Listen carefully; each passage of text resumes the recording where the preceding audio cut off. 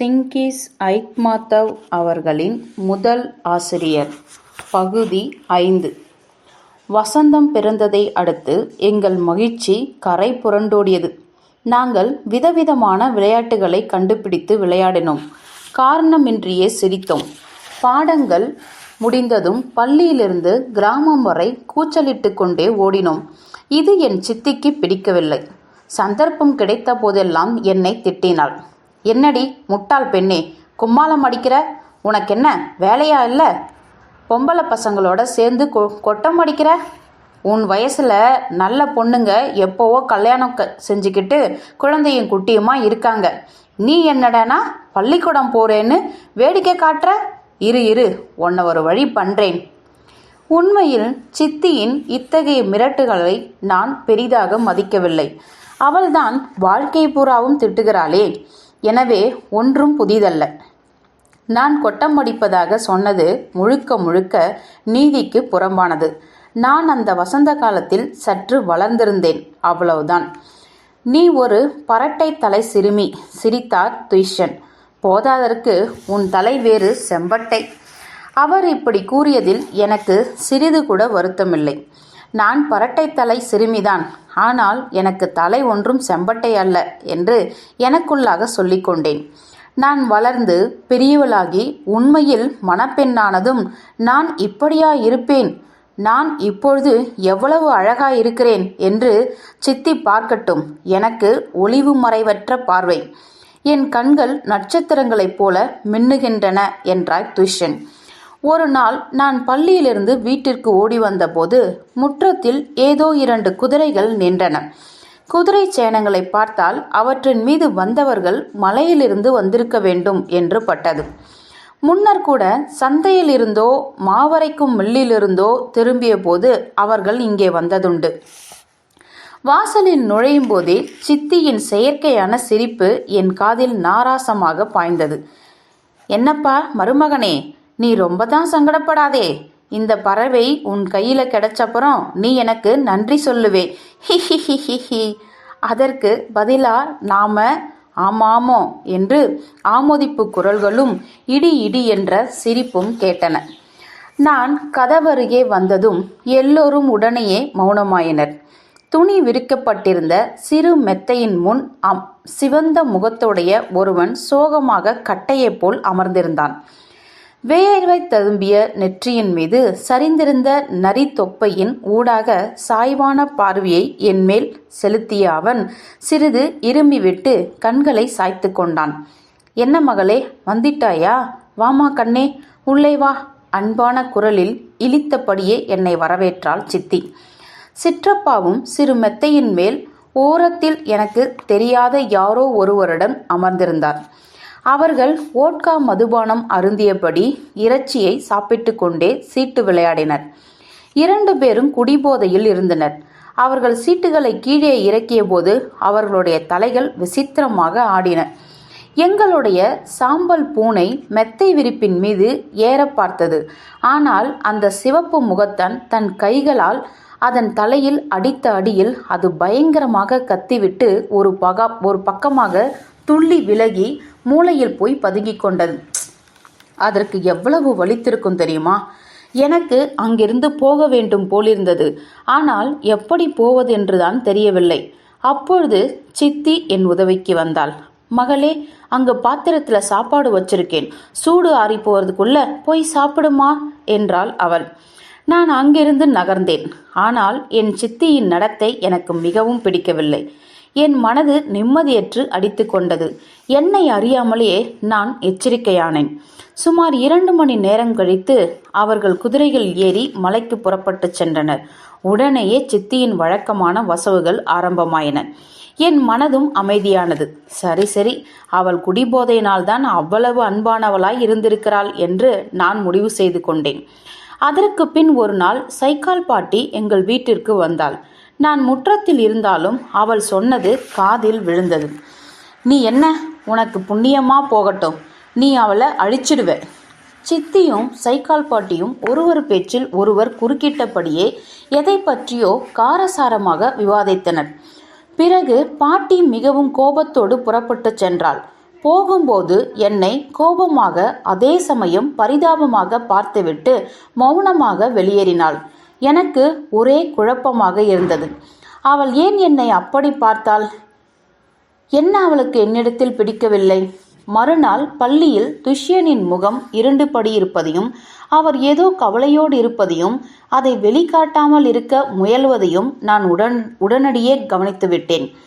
அவர் ஏனோ என் பக்கம் திரும்பாததையும் கவனித்தேன். பாடங்கள் முடிந்து நாங்கள் அனைவரும் கும்பலாக பள்ளியிலிருந்து வெளியேறியதும் துஷ்யன் என்னை கூப்பிட்டார். அல்தினான், நில். என்னை நெருங்கி வந்த துஷ்யன் என் கண்களையே உற்று நோக்கிவிட்டு என் தோளில் கை வைத்தார். நீ வீட்டிற்கு போக வேண்டாம். என்ன அல்தினாய், நான் சொல்றது புரிஞ்சுதா? நான் அச்சத்தால் உறைந்து போனேன். என் விஷயமாக சித்தி என்ன திட்டமிட்டிருக்கிறாள் என்பது அப்போதுதான் எனக்கு புரிந்தது. உனக்கு நான் பொறுப்பு என்றார் துஷ்யன். இப்போதைக்கு நீ எங்கள் வீட்டில் இரு. என்னை விட்டு நீண்ட தூரம் தனியாக போகாதே. அநேகமாக என் முகம் இருண்டிருக்க வேண்டும். என் முகவாய்க்கட்டையை கையில் பிடித்து நிமிர்த்தி என் கண்களையே பார்த்துவிட்டு வழக்கம்போல் சிரித்தார் துஷ்யன். அல்தினாய், நீ பயப்படாதே, அவர் சிரித்து கொண்டே சொன்னார். நான் உன்னுடன் இருக்கும்போது நீ யாரை கண்டும் அஞ்ச வேண்டாம். வழக்கம்போல் பள்ளிக்கூடத்துக்கு வா, படி, வேறெதை பற்றியும் யோசிக்காதே. நீ எப்படிப்பட்ட கோழைன்னு தான் எனக்கு தெரியுமே. ஆமாம், உனக்கு ரொம்ப நாளா ஒன்று சொல்லணும்னு இருந்தேன். அநேகமா ஏதோ சிரிப்பான ஒன்று நினைவிற்கு வந்திருக்க வேண்டும். அவர் மீண்டும் சிரித்தார். அன்னைக்கு கர்தன்பாய் சீக்கிரமே புறப்பட்டு எங்கோ போனாரே, நினைவிருக்கா? பார்த்தா. யாரை தெரியுமா கூட்டிட்டு வந்தார்? மந்திரம் போடும் ஐநாக் பாட்டியை கூட்டிட்டு வந்தார். எதுக்காக அப்படின்னு கேட்டேன். மந்திரம் கட்டும், இல்லாட்டி அல்தினாயின் நெஞ்சுவலி போகாது அப்படிங்கிறார். நான் சொன்னேன், அவளை வீட்டை விட்டு வெளியே அனுப்புங்க, இல்லாட்டி ஒரு ஆட்டை இழக்கணும். நாம ஒன்றும் பணக்காரங்க இல்லை, குதிரையை கொடுக்க முடியாது. ஏற்கனவே அது ஓநாய்களுக்கு பலி கொடுத்தாச்சு. நீ அப்ப தூங்கிக்கிட்டு இருந்தே. அப்படி ஒரு வழியா நான் அவளை வெளியே அனுப்பிச்சேன். கர்தன்பாய் அதுக்கப்புறம் ஒரு வாரம் என் மேல கோச்சிக்கிட்டு பேசாம இருந்தார். நீ வயதான என்ன சங்கடத்துல மாட்டிக்கிட்ட என்றார். என்ன இருந்தாலும் அவங்க நல்ல தாத்தா பாட்டிங்க. அவங்க கிட்ட ஒரு அசாதாரண அன்பு இருக்கு. சரி, இப்ப வா, வீட்டுக்கு போகலாம் அல்தினாய்.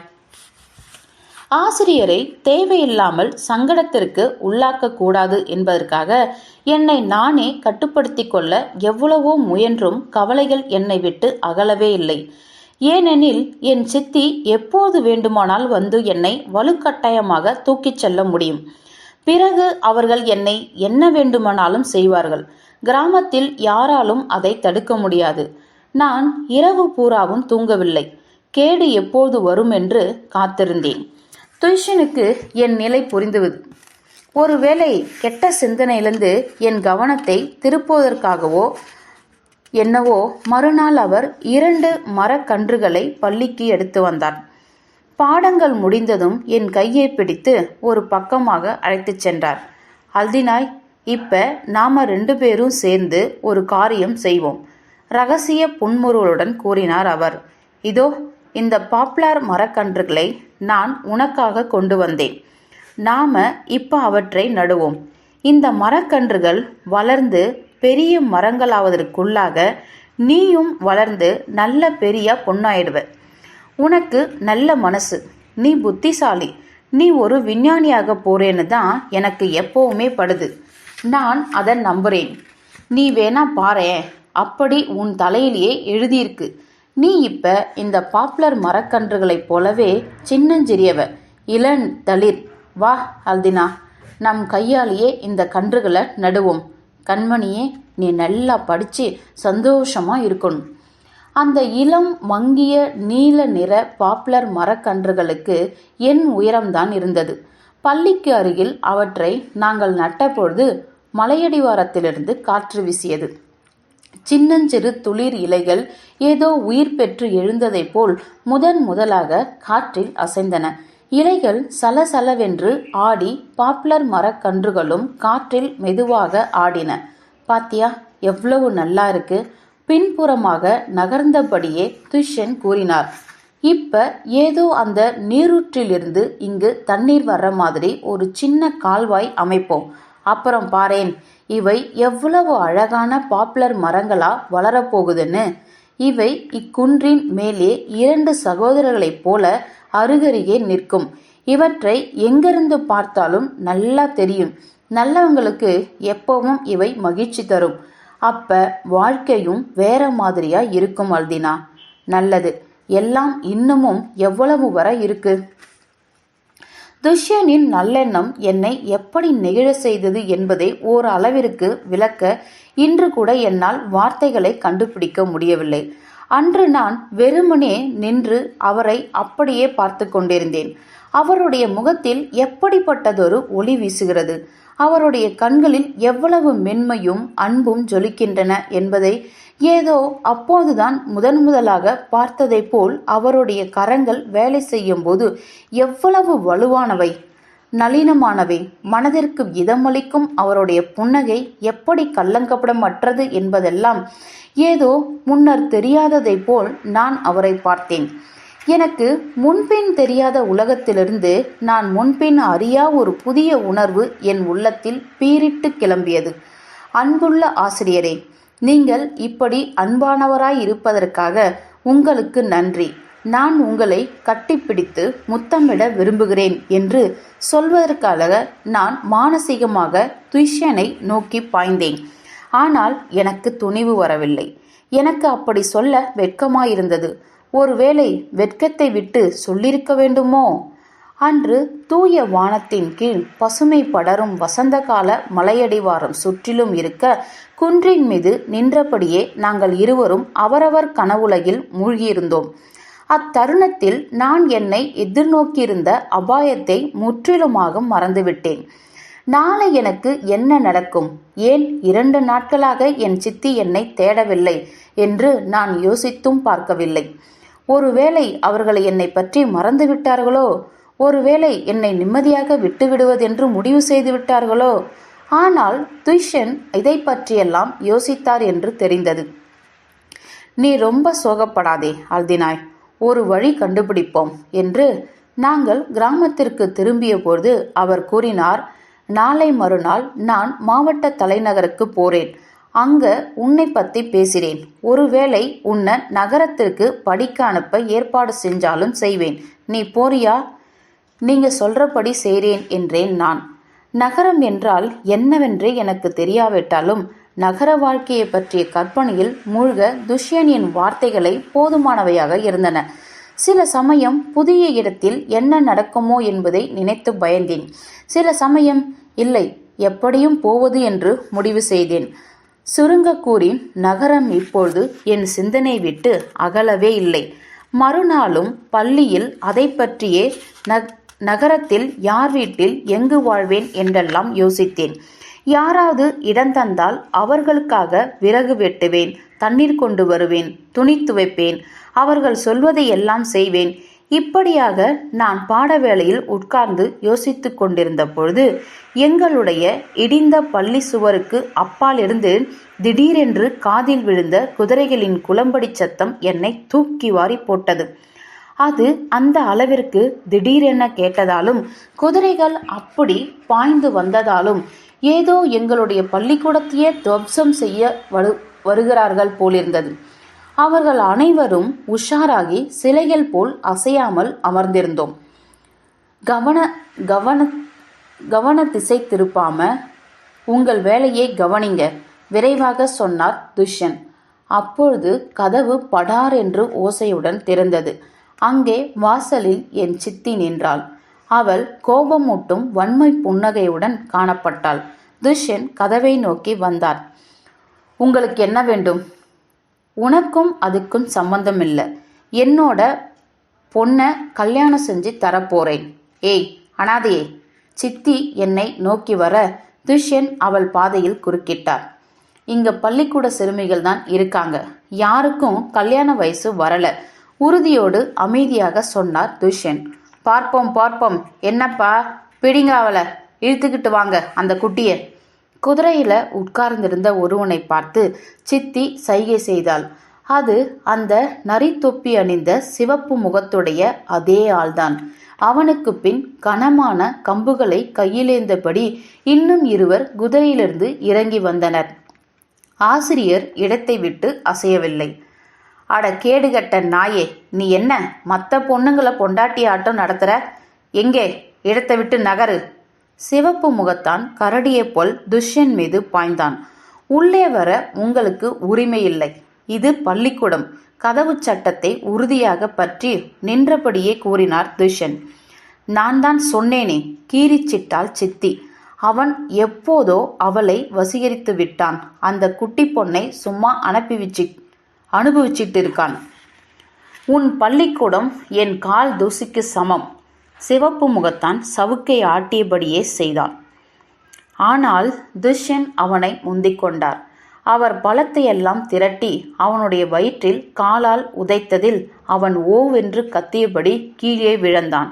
உடனே மற்ற இருவரும் கம்புகளுடன் ஆசிரியர் மீது பாய்ந்தனர்.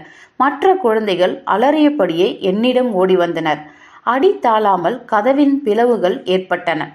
என்னுடன் ஒட்டிக்கொண்ட சிறு குழந்தைகளை அழைத்து கொண்டு சண்டை போட்டு கொண்டிருந்தவர்களிடம் பாய்ந்தேன்.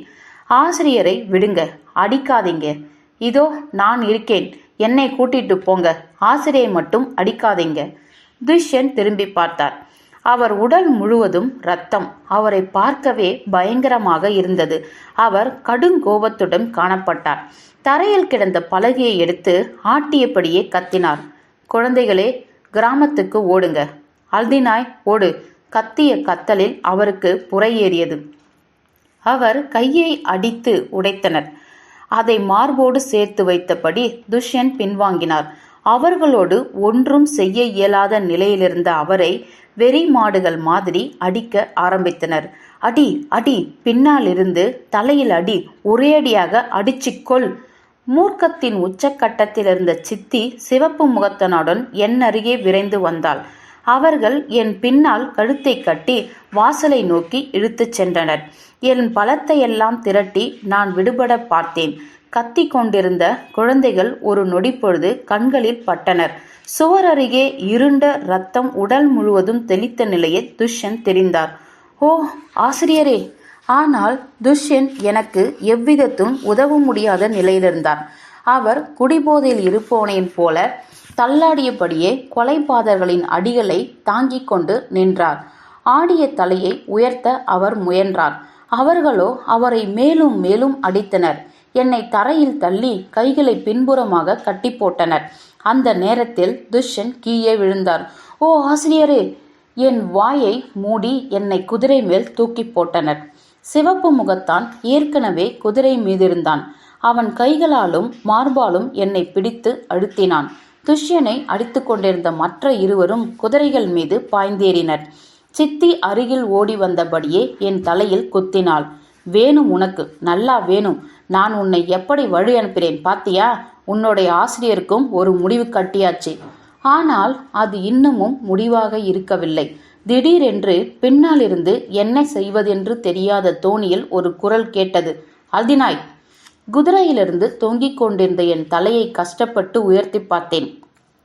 எங்கள் பின் துஷ்யன் ஓடி வந்து கொண்டிருந்தார். பாதி உயிர் போகும் அளவிற்கு அடிபட்டிருந்த அவர் ரத்தம் சொட்ட சொட்ட கையில் ஒரு குழாங்கல்லுடன் ஓடி வந்தார். அவருக்கு பின் எங்கள் வகுப்பு முழுவதும் அழுது கொண்டு கத்திக்கொண்டு ஓடி வந்தது. ஏ மிருகங்களே, நில்லுங்கள்! அவளை விடுங்கள்! அல்தினாய்! எங்களை எட்டி பிடித்து அவர் கத்தினார். அவர்கள் நின்றனர். அந்த இருவரும் தம் குதிரையில் அமர்ந்தபடியே துஷ்யனை சுற்றி வளைத்தனர். உடைந்த கை இடையூறு செய்யாமல் இருப்பதற்காக சட்டை கையை பற்களால் கடித்தபடியே துஷ்யன் குறிப்பார்த்து கல்லை எறிந்தார். ஆனால் கல் தவறியது. அப்பொழுது அந்த இருவரும் கம்புகளால் 2 முறை ஆசிரியரை அடித்து குட்டையில் தள்ளினர். எனக்கு கண்கள் இருட்டி கொண்டு வந்தன. எங்கள் வகுப்பு குழந்தைகள் ஆசிரியரை நெருங்கி வந்து பேர் அச்சத்தில் அவர் அருகே அப்படியே வாயடைத்து நிற்பதை மட்டும் கடைசியாக பார்த்தேன். எப்படி, எங்கு, என்ன கொண்டு வந்தார்கள் என்பது நினைவில் இல்லை. ஒரு கூடாரத்தில் நான் கண்விழித்தேன். கூடாரத்தின் நடுவில் இருந்த ஓட்டை வழியே பார்த்தபோது அமைதியான எவ்வித கவலையுமற்ற முன்னிரவு நட்சத்திரங்கள் தெரிந்தன. அருகே எங்கோ ஆறு ஓடும் சத்தம் கேட்டது. ஆட்டு மந்தைகளை காவல் காக்கும் இரவு நேர இடையர்களின் பேச்சுக்குரல் காதில் விழுந்தன. அணைந்து போன நெருப்பின் முன் மரக்கட்டையைப் போல ஒட்டி உலர்ந்த கடுகடுப்பான முதிய பெண்ணொருத்தி உட்கார்ந்திருந்தாள். அவளுடைய முகம் தரையைப் போல் இருண்டிருந்தது. நான் தலையை வேறு பக்கம் திருப்பிக் கொண்டேன். ஓ, என்னால் மட்டும் அவனை பார்வையால் கொல்ல முடிந்தால் எவ்வளவு நன்றாயிருக்கும். ஏ கருப்பி, அவளை எழுப்பு, சிவப்பு முகத்தான் கட்டளையிட்டான். அக்கருப்பு பெண்மணி என்னை நெருங்கி வந்து தன் கரடுமுரடான முரட்டு கரத்தால் தோலை உலுக்கினாள். அவளை சமாதானப்படுத்த அவளுக்கு புரிய வை, இல்லாவிட்டால் எப்படி இருந்தாலும் அவளோட அதிகம் பேச்சு கிடையாது. அவன் கூடாரத்தை விட்டு வெளியேறினான். கருப்பு பெண்மணியோ இடத்தை விட்டு நகரவில்லை. ஒரு வார்த்தையும் பேசவில்லை. ஒருவேளை அவள் ஊமையா? குளிர்ந்து போன சாம்பலை போன்ற மங்கிய அவள் விழிகள் உணர்ச்சியின்றி பார்த்தன. சிறு குட்டியிலிருந்தே நன்கு அடிக்கப்பட்ட சில நாய்கள் இருக்கும். கொட்டியவர்கள் தம் கையில் கிடைத்ததையெல்லாம் வைத்து அவற்றின் தலையில் அடிப்பார்கள். அவையும் அதற்கு பழகி போகும். அவற்றின் பார்வையில் சோகமும் வெறுமையும் நிறைந்திருக்கும். பார்க்கவே பயங்கரமாக இருக்கும். அந்த கருப்பு பெண்ணின் உயிரற்ற கண்களை பார்த்தபோது நான் வாழவில்லை, ஏதோ கல்லறையில் இருக்கிறேன் என்ற உணர்வு ஏற்பட்டது.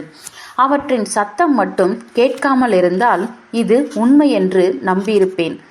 தண்ணீர் மணலை அடித்துக்கொண்டு சலசலவென்று ஓடியது அதற்கு சுதந்திரமாய் இருந்தது. ஏ சித்தியே, நீயும் உன் இருண்ட மனதும் ஒழிஞ்சி போங்க. என் கண்ணீரும் இரத்தமும் உன்னை மூச்சு திணற வைக்கட்டும். அன்றிரவு எனது 15வது வயதில் கற்பை பறிகொடுத்தேன். அந்த பாதகனின் குழந்தைகளை விட நான் சிறியவளாயிருந்தேன். 3வது இரவில் என்ன நடந்தாலும் சரி, தப்பி ஓடுவதென்று முடிவு செய்தேன். நான் வழியில் தொலைந்து போனாலும், என்னை துரத்தி வந்து பிடித்தாலும், என்னவானாலும் சரி. ஆனால் துஷ்யனைப் போல் நான் கடைசி மூச்சு உள்ள வரை போராடப் போகிறேன். நான் சத்தமின்றியே இருட்டில் வாசலை நோக்கிச் சென்று கதவை தடவி பார்த்தேன். ரோம கயிற்றால் கதவு இறுக மூடப்பட்டிருந்தது. அந்த சிக்கலான முடிச்சுகளை இருட்டில் அவிழ்ப்பது இயலாத காரியம். அப்பொழுது கூடாரத்தின் அடிப்பகுதியை தூக்கி அதன் வழியே எப்படியாவது கூர்ந்து செல்லலாம் என்று பார்த்தேன். எவ்வளவு முயன்றும் என்னால் ஒன்றும் முடியவில்லை. கூடாரம் வெளியிலிருந்தும் கயிற்றால் தரையுடன் இழுத்து கட்டப்பட்டிருந்தது. ஏதாவது கூர்மையான பொருளை கண்டெடுத்து கதவிலிருந்து கயிற்றை அறுப்பதுதான் ஒரே வழியாயிருந்தது. நான் சுற்றும் முற்றும் தேடி பார்த்தேன். சிறு மரக்குச்சியை தவிர வேறொன்றும் கிடைக்கவில்லை. வெறுப்பில் கூடாரத்தின் தரையை தோண்ட ஆரம்பித்தேன். அது ஒரு நம்பிக்கையற்ற முயற்சியாயிருந்தது. ஆனால் நான் என்ன செய்கிறேன் என்றே யோசிக்கவில்லை. ஒரே ஒரு ஆற்றொன்ன சிந்தனை மட்டுமே மனதிலிருந்து, இங்கிருந்து தப்பி ஓட வேண்டும் அல்லது செத்து மடிய வேண்டும். அவனுடைய போதை குரட்டை மட்டும் காதில் விழக்கூடாது. இங்கே தங்க மட்டும் கூடாது. செத்தால் சுதந்திரத்தில் சண்டையிட்டு சாக வேண்டும். அடங்கி மட்டும் போகக்கூடாது. தக்கோல் 2ஆம் தாரம். ஓ, இந்த சொல்லை நான் எவ்வளவு வெறுக்கிறேன்! எந்த ஒரு மோசமான காலத்தில் யார்தான் இச்சொல்லை கண்டுபிடித்தார்களோ, உடலாலும் உள்ளத்தாலும் அடிமையாய் இருக்கும் வலுக்கட்டாயமான 2ஆம் தாரத்தின் நிலையை விட இழிவுகரமானது வேறொன்றும் இருக்க முடியாது. ஓ துர்திஷ்ட பெண்களே, வசவுகளுக்கும் முரட்டுத்தனத்திற்கும் ஆளாகி மனித மேன்மை மறுக்கப்பட்ட பெண்களே, கல்லறைகளிலிருந்தும் எழுந்திருங்கள். ஓ இம்சிக்கப்பட்டவர்களே, எழுந்திருங்கள். அந்த பழைய நாட்களின் இருள் அஞ்சி நடுங்கி அகலட்டும். இந்த விழியிலிருந்து மீண்டு வந்த கடைசி ஆளாக நான் இப்படி சொல்கிறேன். இச்சொற்களை எல்லாம் நான் உச்சரிக்க நேரிடும் என்று அந்த இரவில் எனக்கு தெரியாது. கூடாரத்தின் தரையை நான் ஆவேசத்தோடும் எச்சரிக்கையோடும் தோண்டிக் கொண்டிருந்தேன். தரை கல்லை போல் இறுகியிருந்தது. நகத்தால் நான் தோண்டியதில் விரல்களின் இரத்தம் வடிந்தது. கூடாரத்திற்கு வெளியே கையை நீட்டும் அளவிற்கு இடம் ஏற்பட்ட போது விடிய ஆரம்பித்தது. நாய்கள் குரைக்க ஆரம்பித்தன. பக்கத்தில் மக்கள் எழுந்திருக்கலாயினர். குதிரைகள் கூட்டம் கூட்டமாக தண்ணீர் குடிப்பதற்காக நடந்து சென்றன. ஆடுகள் தூக்க கலக்கத்தில் செருமியபடியே சென்றன. பின்னர் யாரோ கூடாரத்தை நெருங்கி வந்து வெளியில் தரையோடு இழுத்து கட்டப்பட்டிருந்த கயிறுகளை அவிழ்க்கலாயினர். கூடாரத்தின் வெளிப்பகுதியிலிருந்து கெட்டி போர்வையை கழற்ற ஆரம்பித்தனர். மௌனமான கருப்பு பெண்மணிதான் இக்காரியங்களை செய்தாள். அவர்கள் வேறு இடத்திற்கு செல்ல தயாராகின்றனர் என்று தெரிந்தது. காலையில் அந்த இடத்தை விட்டு புறப்பட்டு முதலில் கணவாய்க்கு புதிய மேய்ச்சல் நிலத்திற்கு செல்ல வேண்டும். பிறகு கோடை பூராவையும் கழிக்க கணவாயை தாண்டி மலைகளின் மேல் உள் ஆழத்திற்கு செல்ல வேண்டும் என்ற பேச்சு நேற்று என் காதில் விழுந்தது நினைவிற்கு வந்தது. என் மனக்கவலை இன்னமும் அதிகரித்தது. ஏனெனில் அங்கிருந்து தப்பிப்பது இன்னமும் பல 100 மடங்கு கடினம்.